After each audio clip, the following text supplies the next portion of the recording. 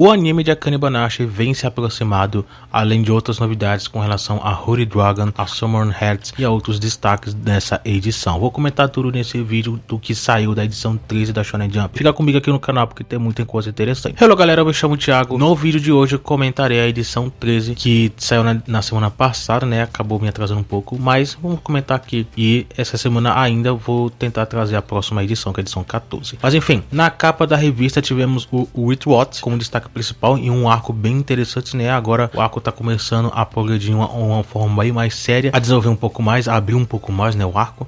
As páginas coloridas tivemos para o Jujutsu Módulo, para o Aonohako e para o Nui Exorcist. Ausente nessa edição tivemos o One Piece e também tivemos o Holy Dragon, mas ele não é publicado na versão física, né? Mas ele está ausente de qualquer forma. Em ato temos o Hunter x Hunter.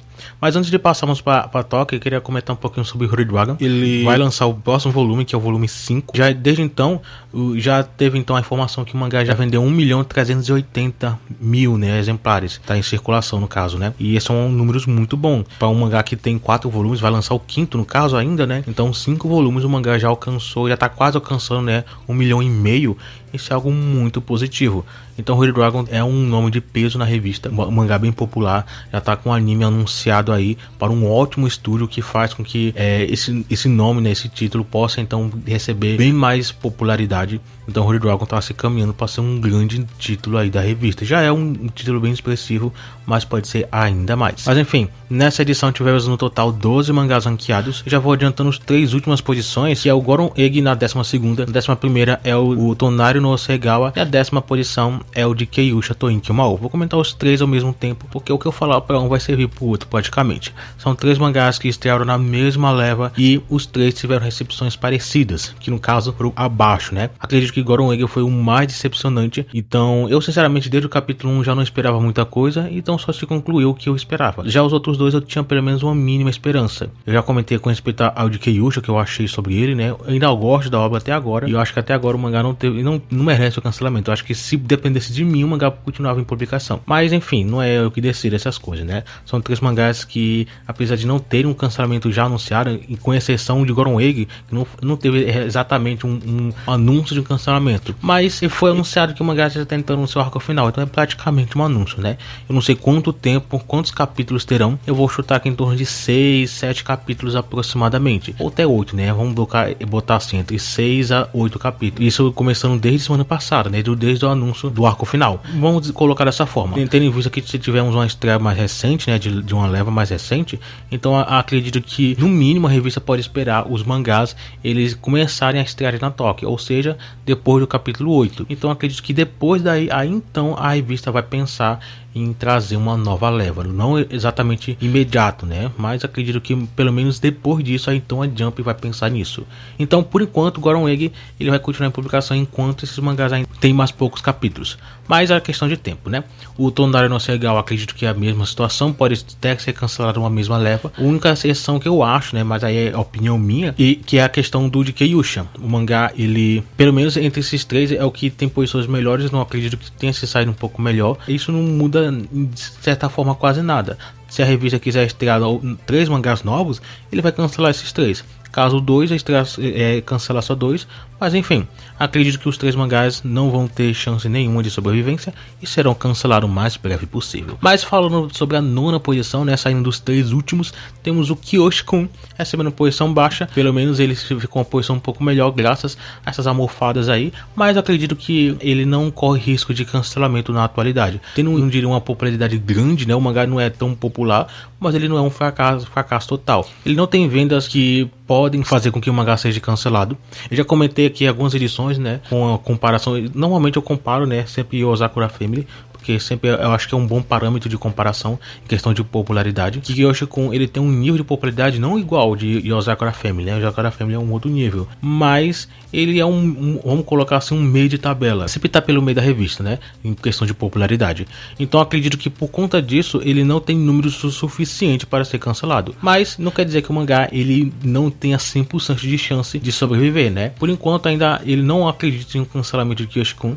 Eu acho que isso não chega nem a ser algo a ser debatido, né? Então Kyoshi-kun por enquanto sem preocupações, né? A 8ª posição é o Shinobi Goto, que se Kyoshikun não tem chance nenhuma, Shinobi Goto é praticamente zero, né? Eu não vou colocar que é 100% zero a chance de sobreviver, mas enfim, vamos colocar dessa forma. Shinobi Goto, por enquanto, tem vendas um pouco melhores, tem uma popularidade um pouco melhor, a revista dá um pouco mais de atenção pro mangá, né? De vez em quando, recebeu páginas coloridas algumas edições, então de vez em quando a revista pelo menos dá um destaque merecido, que o mangá pelo menos é lembrado, né? É a mesma coisa com Rimaten, são esses três mangás, são basicamente o meio da revista na atualidade. Rimaten, Shinobi Goto e Kyoshikun.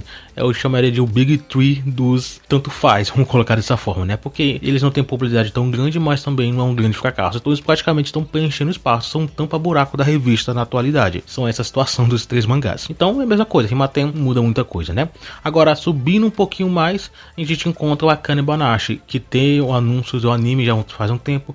O anime tá prestes a estrear e saíram mais alguns visuais com respeito ao anime, né, divulgar um pouco mais a obra. Eu tô esperando mais um trailer, vamos ver se vai sair um trailer antes do anime estrear. Acredito que possa sair, você sabe, já divulgando um pouco a abertura, né, que sempre tem um trailer que sempre tem a abertura e isso divulga bastante. Não é 100% de garantia de popularidade, né, de sucesso, esse ponto, né, mas já é uma coisa, já é um marketing a mais, né. A quinta posição temos o Roboko, recebeu uma ótima posição e como na maioria das vezes, né, em algumas vezes no caso, né, Roboko sobe um pouquinho as suas posições na Toque, ficando na parte de cima. Então, nada de estranho aqui, Roboko não saiu da sua zona de conforto. Ainda assim, não é um grande sucesso. Você já sabe a situação de Roboko, quem acompanha aqui a revista. Quem acompanha a revista no geral, né, conhece a situação de Roboko. A quarta posição, agora encontramos os quatro primeiros, né, primeiramente o Kagurabachi. E os outros são mangás aí que recebem bastante atenção.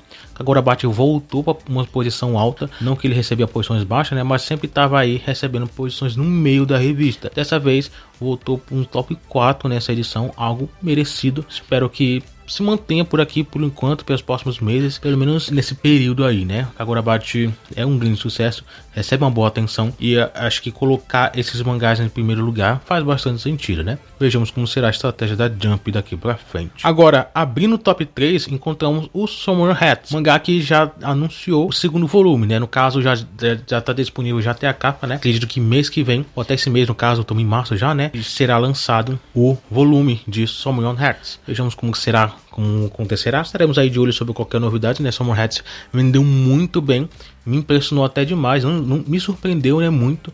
Eu não esperava que o mangá vendesse tanto. Eu já esperava que a aceitação fosse um pouco positiva, mas realmente surpreendeu, ultrapassou as minhas expectativas. Então torcerei ainda pelo sucesso, pelo crescimento ainda mais no seu volume 2. Já a segunda posição é o Sakamoto Days, que anda aí a caminhos da sua finalização, que pode vir pelo menos até o meio do ano, acredito que possa ser o caso, né? O Madano It, ele ficou na primeira posição mais uma vez, como na maioria das vezes tá sendo, né? It é sempre um mangá popular e em questão de toques também sempre tá nas primeiras posições, não toda vez na primeira, mas sempre nas primeiras. Então, Madano It aí sendo bastante valorizado pela revista, vê um potencial muito grande nesse mangá. Então torço pelo sucesso de Madano It, o sucesso ainda maior, né, no caso, e torço para que a obra ele se popularize. Semana passada, né, eu vi algumas coisas sendo faladas com respeito ao anime, mas eu acho que tá um pouquinho cedo, apesar de que sim, eu acho que já tem conteúdo sim para adaptarem uma temporada aí boa.